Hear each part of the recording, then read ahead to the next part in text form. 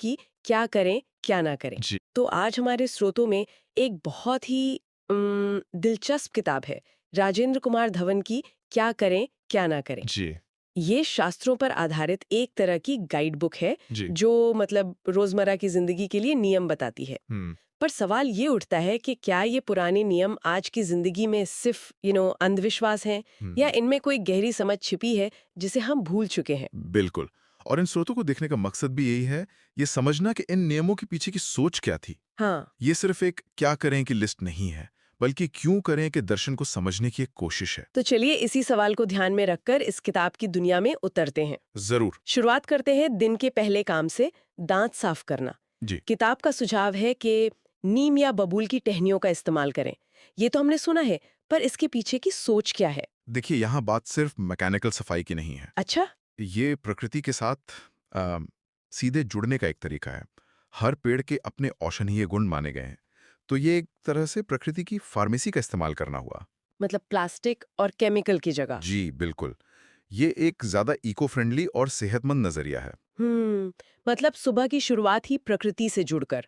अच्छा, क्या नहाने के नियमों में भी यही सोच दिखती है? क्योंकि किताब में एक नियम थोड़ा कह सकते हैं अजीब है कौन सा? कि पूरी तरह बिना कपड़ों के नहीं नहाना चाहिए। हाँ, ये शुद्धि और अशुद्धि की जो धारणा है उससे जुड़ा हुआ है। ये सिर्फ शारीरिक सफाई से आगे की बात है। मतलब? यहाँ पवित्रता को एक सूक्ष्म ऊर्जा के स्तर पर भी देखा जा रहा है।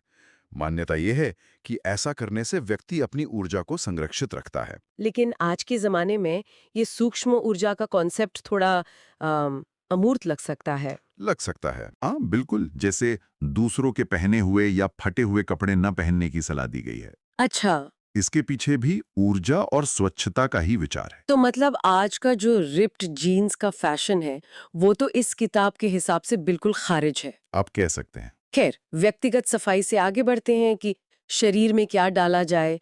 भोजन के नियम तो और भी ज्यादा विस्तार से दिए गए हैं। हाँ, उसमें बहुत कुछ है। जैसे खाते वक्त चेहरा पूरब या उत्तर में हो, बिस्तर पर बैठकर न खाएं। हम्म। लेकिन सबसे दिलचस्प है भोजन का वर्गीकरण, सात्विक, राजस और तामस। हाँ, ये बहुत प्रासंगिक लगता है। क्या हम इसे आज की भाषा में समझ सकते हैं? जरूर।